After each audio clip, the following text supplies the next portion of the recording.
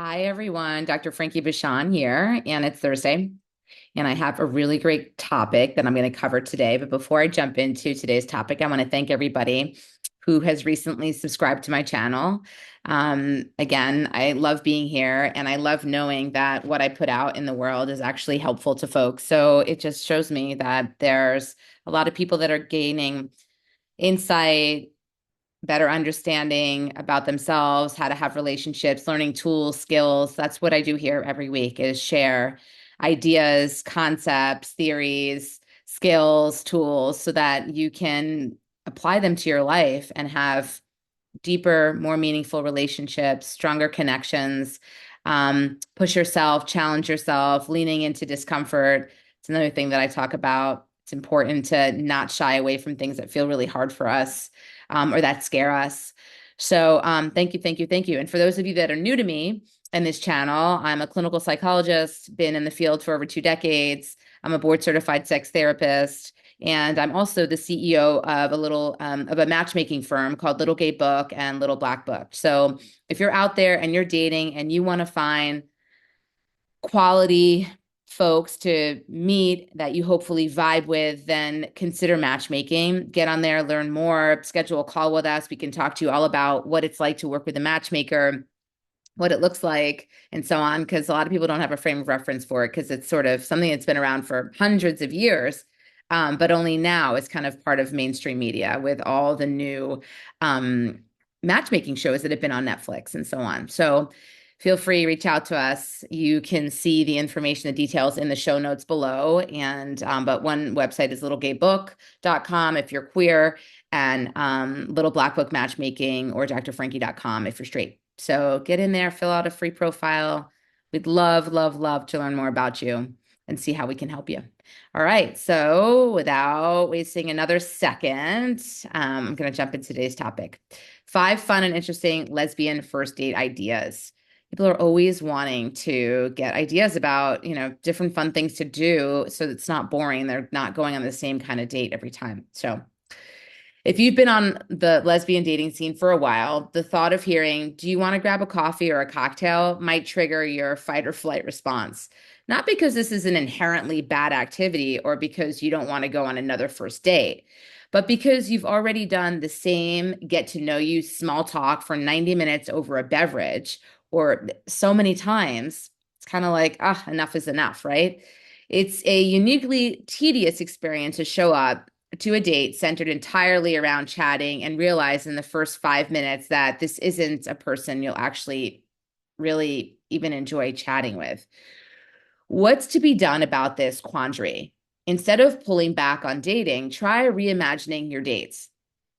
The ideal first date is something you'd enjoy doing on your own, regardless of the quality of the company, and something that will even be more enjoyable if it turns out that the company is actually fantastic. I'm going to share with you 5 plus a bonus lesbian first date ideas to bring the joy and enthusiasm back into your dating life. Number 1, go thrifting or antiquing. Spending time browsing through all of the people's stories and lives can be a surprisingly great way to share some of your own. Thrifting or antiquing can be a revealing and fun way to get to know someone and maybe find a lamp for that dark corner of your living room. What is your date shopping for? Are they drawn to the leather jackets or the soft single stitch t-shirts? Do they share your delight at the vintage fruit basket shaped like a fish?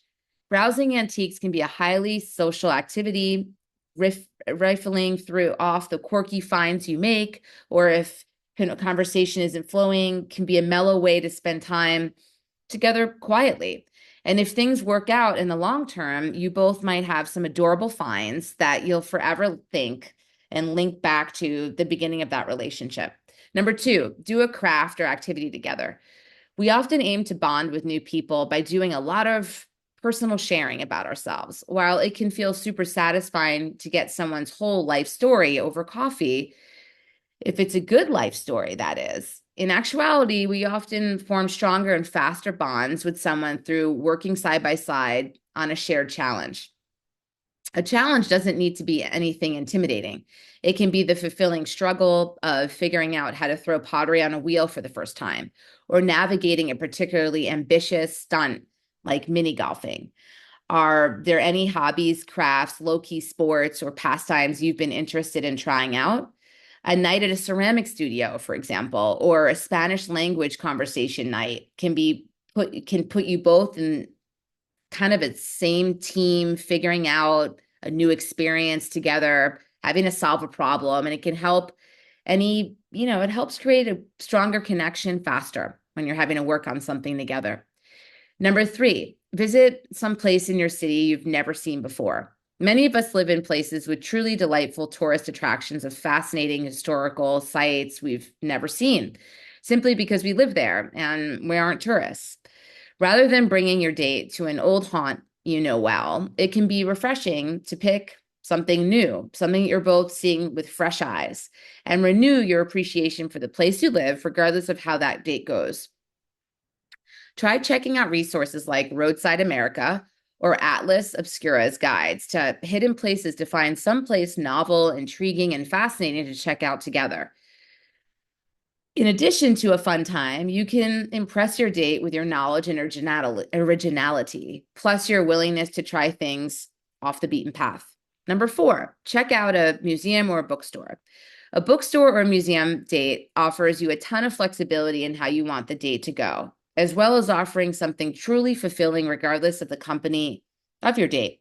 If you or your date are in a contemplative mood, it's easy to spend time together browsing quietly and soaking up the other person's vibe without feeling pressured to share a ton of personal information or make meaningless small talk, which can be hard for a lot of people. Lots of people dislike small talk.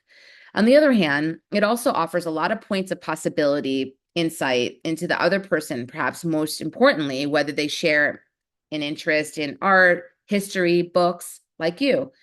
Do they have interesting thoughts on the exhibits around you? Are you intrigued by the titles they are picking out? And what to hear more about why they choose them? If the date is going well and you're feeling connected, it's easy to extend into grabbing coffee to talk more about what you've discovered about each other.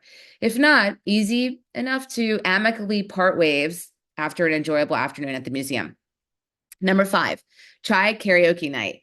Karaoke checks off a surprisingly number of boxes that define the early stages of dating. It's fun.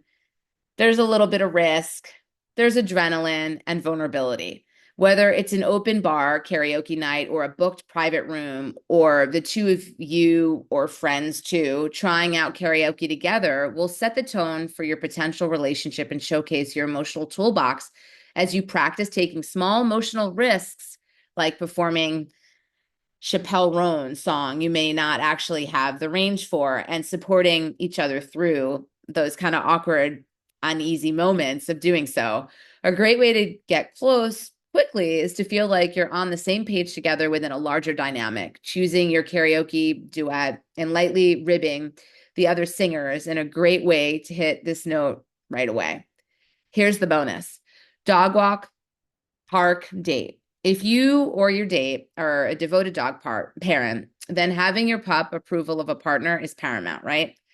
If you're both dog owners, it's good to know at the outset whether your pets will actually get along or not. Heading to the park together or taking a structured leashed walk together provides a fun activity with something easy to talk about and lets you both gain crucial info about the other person.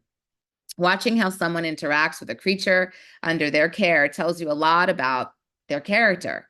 And if your date and your dog hit it off, that might be a good sign that you two will hit it off as well. So those are my ideas for today. Consider them, try them out. Let me know what you think. Make some comments below. I would love to hear how it all works out for you. So I look forward to seeing you all next week. Kisses, hugs. Take care, everyone.